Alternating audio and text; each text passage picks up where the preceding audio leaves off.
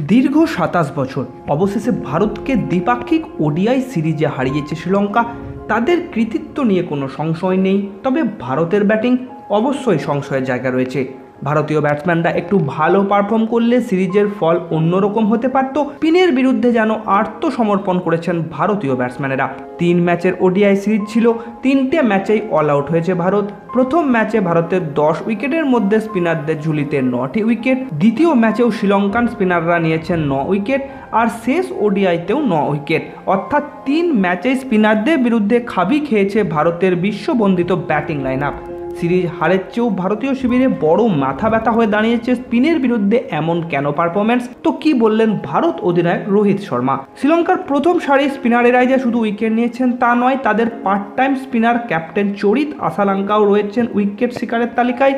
তেমনই 8 মাস পর ওডিআইতে কামব্যাক করেই 6 উইকেট নিয়েছেন জেফ্রি ভ্যান্ডারজে, আর শেষ ম্যাচে 5 উইকেট নিয়েছেন তরুণ বাঁহাতি স্পিনার দুনিত ওয়ালালাগে। রোহিত গাম্ভীর জুটির প্রথম সিরিজেই হার।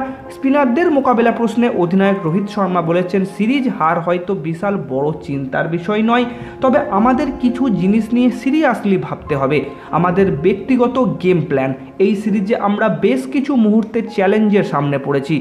কোন বিষয় নিয়ে সিরিয়াসলি ভাবার কথা বলছেন ক্যাপ্টেন? রোহিতের কথায় সিরিজ হার মানেই যে পৃথিবী ধ্বংস হয়ে গেল তা নয়। ছেলেরা গত কয়েক বছর ধরে দুর্দান্ত খেলেছে, এমন হার হতেই পারে। আমার মনে হয় অনেক বিষয় নিয়ে আমাদের ভাবা উচিত, বিশেষ করে এই ধরনের স্পিন সহায়ক পিচে আমাদের খেলা স্টাইল কি হবে সেটা গুরুত্ব দিয়ে ভাবতে হবে। বন্ধুরা, ওয়ানডে সিরিজের আগে টি20তে শ্রীলঙ্কাকে ক্লিন সুইপ করেছে ভারত। তাহলে কি টিমের মধ্যে আত্মতুষ্টি কাজ করছে? এই ভাবনাকে অবশ্য হাস্যকর বললেন ক্যাপ্টেন। তার কথায় এটা হাস্যকর। দেশের হয়ে খেলার সময় আত্মতুষ্টির কোনো জায়গা থাকে না। এই সিরিজে আমরা ভালো খেলতে পারিনি, এটাই সত্য।